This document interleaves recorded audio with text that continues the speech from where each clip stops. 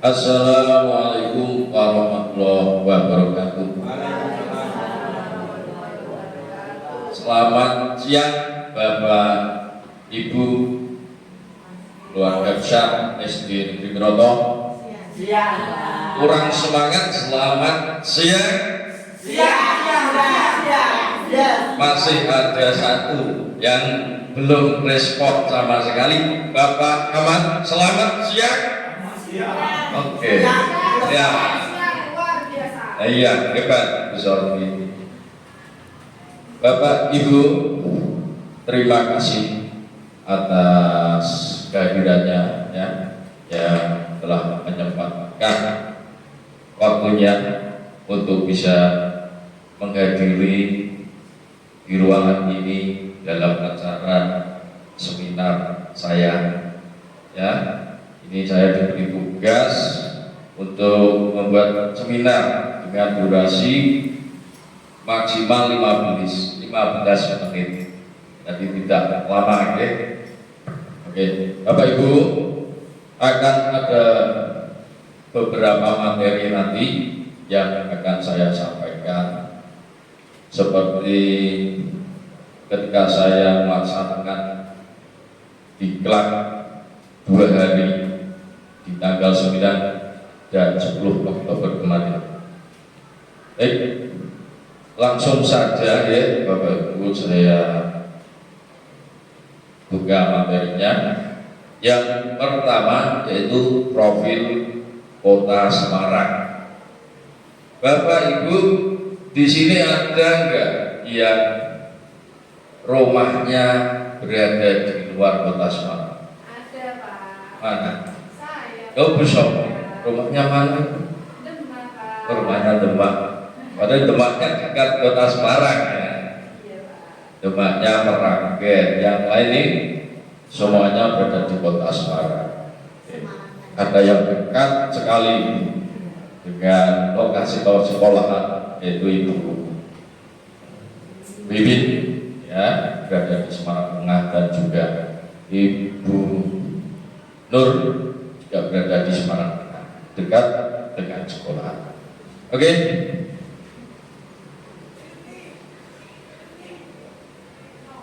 Ini Bapak Ibu profil Kota Semarang dengan luas wilayah 373,78, kemudian memiliki 16 kecamatan, memiliki 177 kelurahan, dan yang ber-KTP ya, yang ber-KTP ini ada 1,6 juta. Kemudian masyarakat yang beraktivitas lebih banyak ya, yaitu 2,5 juta. Siapa yang bisa menjawab kenapa alasannya yang ber-KTP dengan masyarakat yang beraktivitas kok jumlahnya lebih banyak dari masyarakat yang beraktivitas? Siapa yang ingin menjawab? Jawab salah tidak apa-apa, yang penting berani. Oke, monggo Bu Sofi. Terima kasih Pak Andi. Menurut saya dari data tersebut 1,6 juta ber-KTP Semarang, sedangkan yang beraktivitas ada 2,5 juta orang. Kemungkinan ini yang sisanya dari 1,6 juta itu dia ber-KTP luar Kota Semarang, tapi mungkin dia tinggal di Semarang, gitu Pak.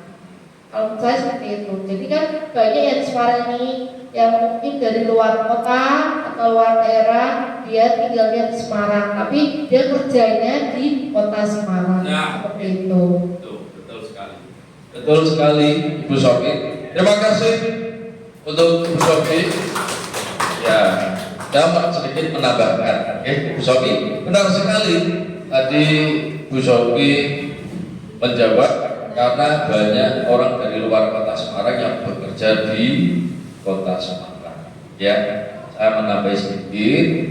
Ya, benar Bu Sofi, saya menambahkan sedikit. Karena di Kota Semarang itu menjadi pusat kegiatan atau aktivitas yang menimbulkan atau memberikan banyak penghasilan, ya, contohnya di bidang pariwisata, ya, ada pusat perbelanjaan, banyak mal-mal di Kota Semarang, ada lagi pelabuhan, ada lagi bandara, stasiun, terminal tipe A, besar, dan lain-lain. Nah, ini menjadi pusat perhatian, ya, dan pusat perhatian bagi warga di luar Kota Semarang untuk berkunjung di Kota Semarang. Seperti itu. Ya, Bu Sofi. Ya. Oke, next.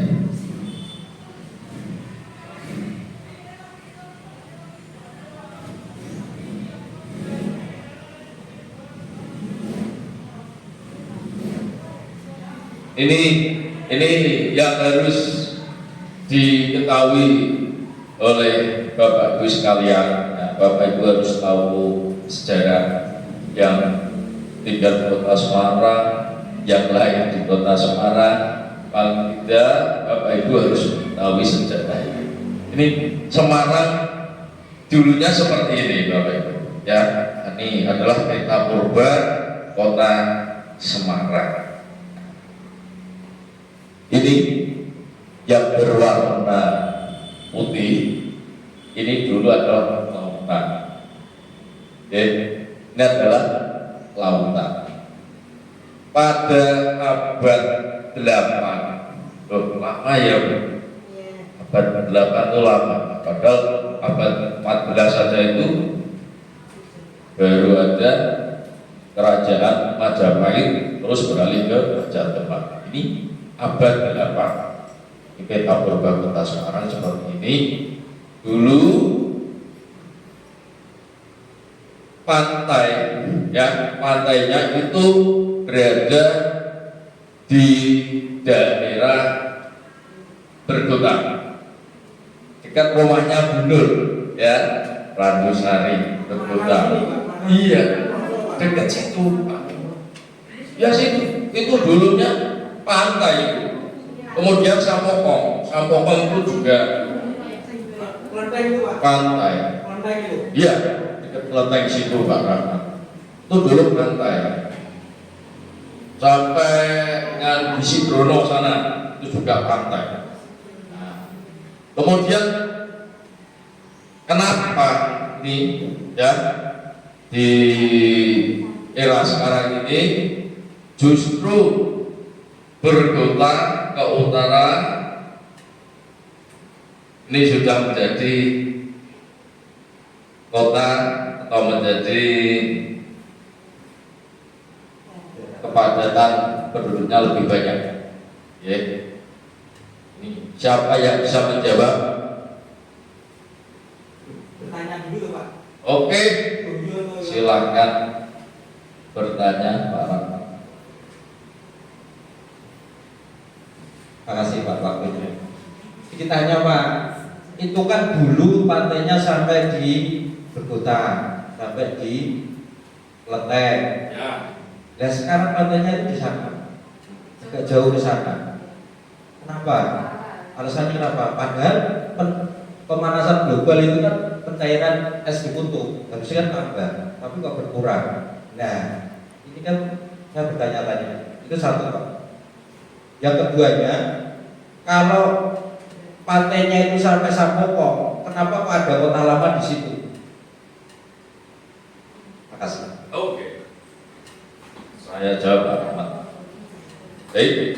Jadi seperti ini, Bapak Ibu. Di abad 8 atau zaman Mataram kuno, ya, itu sudah diprediksi air laut yang berada di Bergota akan semakin berkurang dan semakin berutama. Ini disebabkan oleh endapan lumpur, ya, banyak endapan lumpur dari 3 sungai dari hulu ke hilir. Nah ini hilirnya.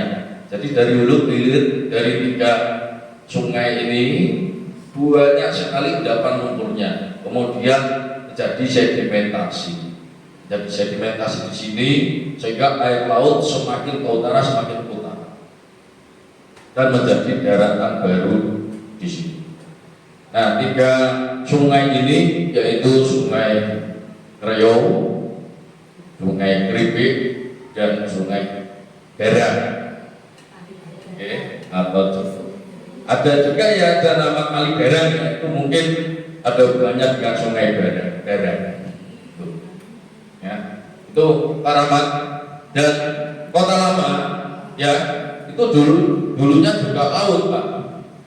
Ya, karena ada tadi endapan lumpur mulai perlahan ya, dari lambat laut dari berkota makin ke utara ya semakin ke Kota Lama mendapat pinggir pantainya itu berada di Kota Lama, kemudian bergeser lagi semakin ke utara seperti itu Pak Rahmat. Oke, Makasih Pak. ya ini adalah peta purba Kota Semarang.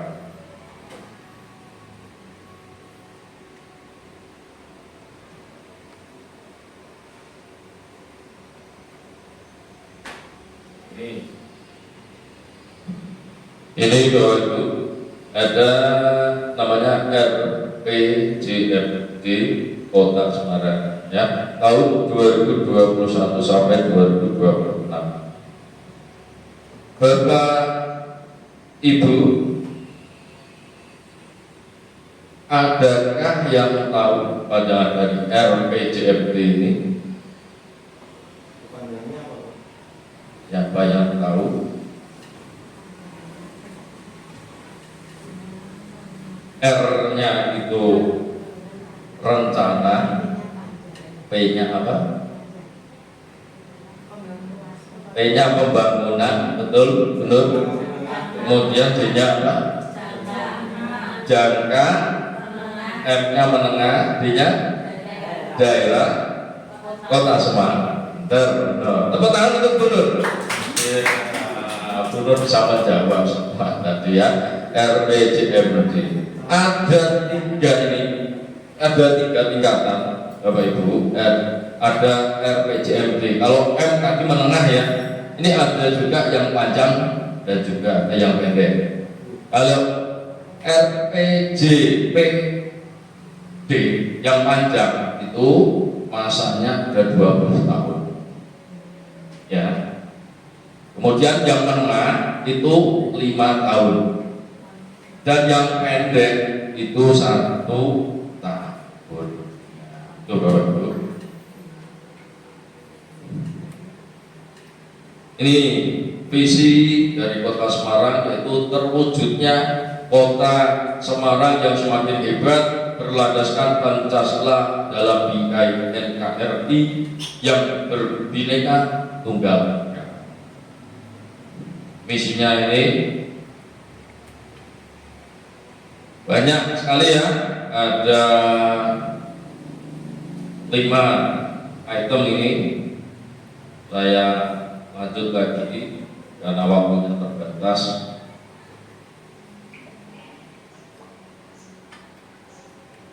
Ini ada permasalahan strategis kota.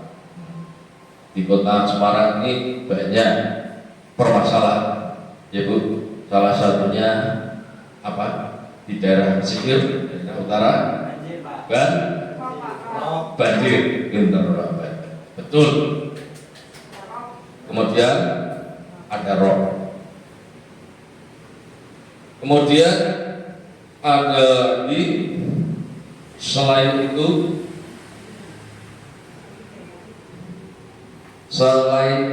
ada lagi mengenai kesehatan. Nah, serta ya adanya anak-anak usia dini yang masih kurang isinya. Ini menjadi tantangan bagi pemerintah Kota Semarang. Kemudian ini Kota Semarang sudah memiliki program ya untuk menanggulangi sampah dan juga limbah, dan dibuatkan tempat yang bagus. Nah, ini Bapak Ibu harus mengetahui ya, harus mengetahui titik kemacetan yang berada di Kota Semarang. Harus mengetahui yang berada di Semarang bagian timur, berada di Semarang bagian timur. Ini titik kemacetannya berada di mana saja, Bu Sofi, yang kebetulan rumahnya berada di Semarang bagian timur. Terima kasih Pak Ari. Kalau untuk saya, karena rumah saya di Pranggil, jadi ketika saya melewati jalan mau ke arah SD Miroto ini, yang paling macet itu daerah Pedurungan yang mau arah Fatmawati, kemudian daerah Pedurungan yang mau arah Supriyadi, Gayam Sari itu macet. Kalau saya lewat jalur utara, yang macet adalah daerah Soekarno Hatta itu, oke Pak. Oke, terima kasih Bu Sofi. Kemudian titik kemacetan di Semarang bagian barat itu mana saja, Pak Bayu, yang kebetulan rumahnya di Ngalian.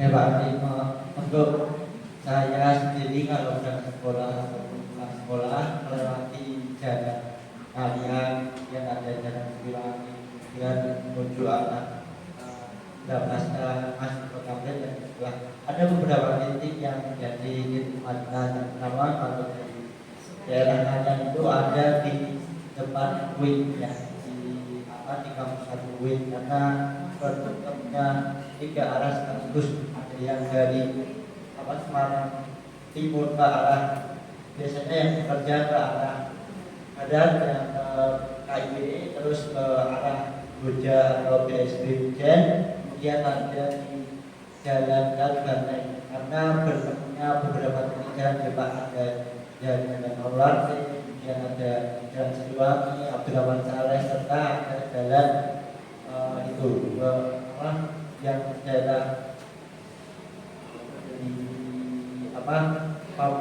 yang dari Siliwangi, yang dari timur, yang menariknya nanti Abdurrahman Saleh. Kemudian satu lagi biasanya titik kemacetan ada di itu gerakan nanti sudah kaya di tubuh, bukan kan karena kendalanya di ya dapat yang tubuh Akura kan juga ada banyak yang mengolah dari cukup. Terima kasih.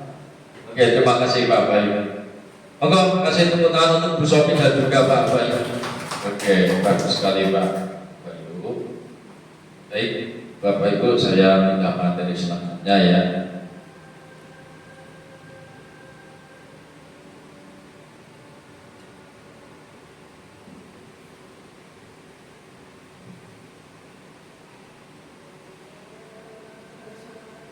Nah, ini adalah membangun budaya anti korupsi dan tolak gratifikasi.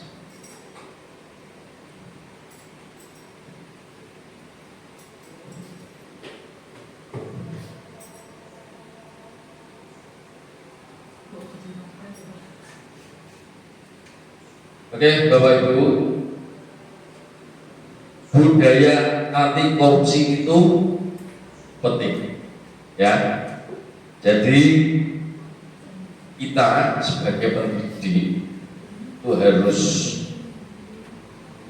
selalu mengingatkan, mengedukasi, ya, menginformasikan, mengingatkan kepada anak didik kita bahwa korupsi itu sangat berat hukumannya, ya, tidak hanya berat hukumannya, tetapi akan banyak merugikan orang banyak. Ya, jadi Bapak Ibu, saya mohon untuk selalu bisa mengingatkan atau memberikan informasi kepada anak didiknya sedini mungkin mengenai korupsi, ya, supaya kelak sangat besar yang bekerja tidak melakukan tindakan korupsi. Ya, kemudian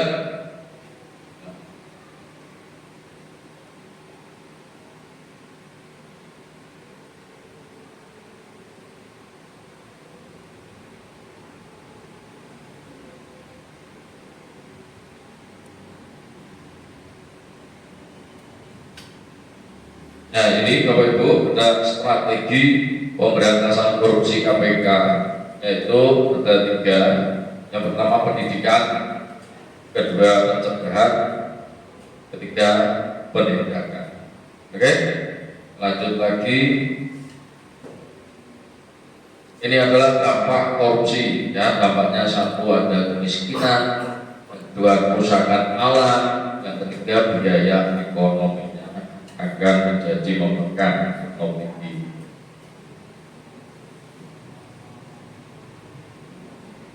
Ini dampak dari tindakan korupsi juga ada kemiskinan meningkat, hilangnya kepercayaan, akses masyarakat terbatas, kriminalitas meningkat, investasi terhambat, dan ekonomi negara menurun.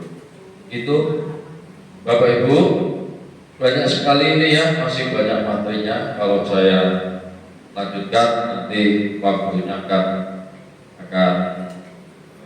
lebih dari 15 menit seperti yang sudah dipaparkan kemarin. Tentu tugasnya seminar maksimal 15 menit. Oke, Bapak Ibu, ini saya akhiri, ya. Oke, ada yang bertanya? Monggo. Saya mau bertanya tentang masalah yang tadi Pak di materi sebelumnya. Oh ya. Saya dengar-dengar dari orang zaman dulu itu kalau katanya itu Kota Semarang ini melakukan pemekaran wilayah. Itu benar atau tidak, Pak? Dan itu kenapa? Kalau misalnya itu benar, itu kenapa? Itu aja, Pak. Terima kasih. Ya, terima kasih Bu Sofi. Bagus sekali pertanyaannya, ya, ini bagus sekali. Dan orang Semarang, Kota Semarang harus tahu. Ya, Ibu Sofi, betul sekali. Kota Semarang mengadakan pemekaran wilayah, ya, perluasan wilayah itu tahun 1975. 1975. Dan pemekaran wilayah ini banyak andil dari kabupaten-kabupaten sekitar yang merelakan beberapa kecamatannya untuk bergabung dengan Kota Semarang. Gitu. Bapak Ibu mungkin ada yang tahu beberapa kabupaten yang ikut andil memberikan kecamatannya untuk bergabung dengan Kota Semarang. Siapa yang tahu? Pak David tadi sudah menjawab. Coba Ibu Resti. Kabupaten Kendal, Pak. Ya, Kendal. Terus ada lagi yang mau menjawab? Masih ada lagi? Ibu Nur? Kabupaten Demak, Pak. Kabupaten Kendal, Kabupaten Demak, betul sekali. Kabupaten Semarang. Kabupaten Semarang. Oke, berkepros yang meriah buat Ibu Nur, Ibu Resti, dan juga Ibu Mei. Hebat sekali, ya. Tahu. Jadi seperti itu, Ibu Sofi, ya. Ada pemekaran wilayah di Kota Semarang, yaitu ada juga beberapa kabupaten yang ikut andil memberikan beberapa kecamatan untuk bisa bergabung dengan Kota Semarang. Seperti itu, Bu Sofi. Ya, monggo Ibu Sofi. Pak, contoh gratifikasi yang tidak wajib dilaporkan itu contohnya apa, Pak? Oke, gratifikasi yang tidak wajib dilaporkan, ya itu kalau tidak wajib dilaporkan kan berarti ringan ya, Bapak Ibu ya, tidak berat ya. Contohnya ketika Ibu Shopee punya kenalan, ya, rekan kerja atau mungkin wali murid, ya, itu ada salah satu orang yang ulang tahun, kemudian Ibu Shopee memberikan berupa hadiah, ya, itu merupakan gratifikasi juga, tetapi tidak wajib dilaporkan seperti itu, Ibu. Oke, oke.